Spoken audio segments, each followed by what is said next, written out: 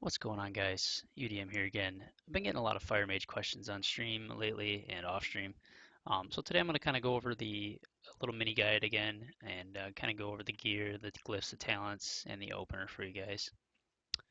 So first things first, let's go over the gear real quick. The trinket that you absolutely have to have is called Sandman's Pouch, and this will allow you to get a ton of crit on your opening phase, so should help or does help a lot with your burst. If you have the minimum 47% buffed, it gives you 100% crit while it's active, so that will increase your combustion damage a ton, which is where fire damage really comes from. The second trinket that you really need is DSI. You don't necessarily have to have this, but it's definitely probably the best one in slot. You can use other ones, Gaze of Seth, Prophecy of Fear, whatever. Um, the weapon enchant I use is Mark of Bleeding Hollow. Once you get the 47% crit, you pretty much want to go, you can pretty much go full mastery, enchants and whatnot. So there's that. For the talents, Ice Flows is pretty much what you want to use all the time, unless you have to use Evanescence, which only fight I could see that on is Zul'Harrak. These two don't actually matter, so it's preference. Level 60 talent, you gotta have Cold Snap. The reason for that is it resets the cooldown of Dragon's Breath, which is used in the burst phase. Um, Level 75 talent, Blast Wave, again used in the burst phase, so you want to have that. Level 90 talent, if you're not comfortable with the spec, with the fight, and you know there's going to be a lot of movement, you want to use Incanter's Flow, obviously.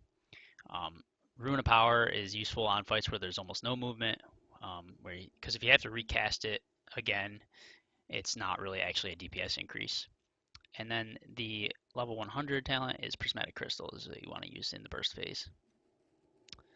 For glyphs, the three that you have to have are Inferno Blast, Glyph of Combustion, and Glyph of Dragon's Breath. These three are pretty much non-negotiable for the maximum damage value. You want to use them all the time.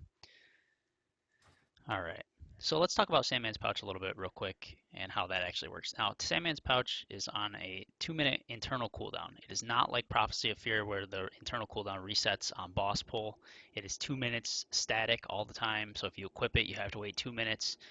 If it procs, you gotta wait 2 minutes. It doesn't matter. So just be aware of that while you're doing trash or getting ready to pull a boss. The add-on I use to track that is called Extra Cooldowns, Extra CDs. I'll put a link to that in the description. And you'll notice after it procs that this will track the cooldown of it. And I'll show that after. So we're going to go over the opener real quick. And I'm kind of going to give you guys, I'm going to go over it before I actually do it because it is a lot to take in. And it's a lot to explain. So what you're going to want to do is precast Pyroblast, and then you're going to want to Scorch until the trinket procs, and then you're going to want to get a full hot streak and with a heating up proc. So basically the full line of fire procs.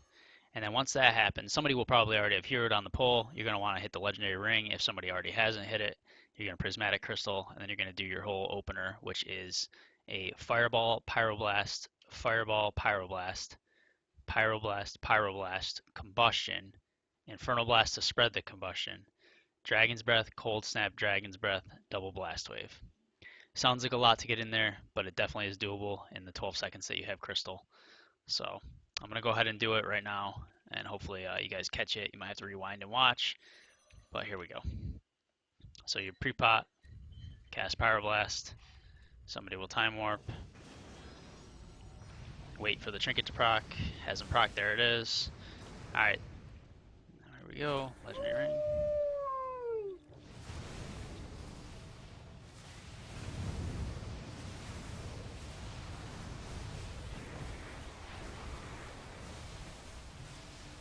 And that is it. And then you would resume your normal fire rotation. So you got a crit, you'd Fireball, Pyroblast here. Hopefully they crit. If they don't, you can Inferno Blast.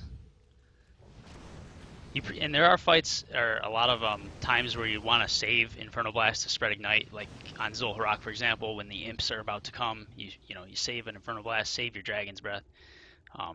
You pretty much want a Dragon's Breath on cooldown unless you know adds are coming. Same thing with Blast Wave, unless there's adds coming. Now you look over here, you'll see the internal cooldown of a Nightmare's Fire, which is Sandman's Pouch, has 60 more seconds, which pretty much lines up with the Legendary Ring all the time. So that's really helpful for your damage burst. But yeah, otherwise that's pretty much it, guys, for the Fire Mage. It takes a little practice to get used to.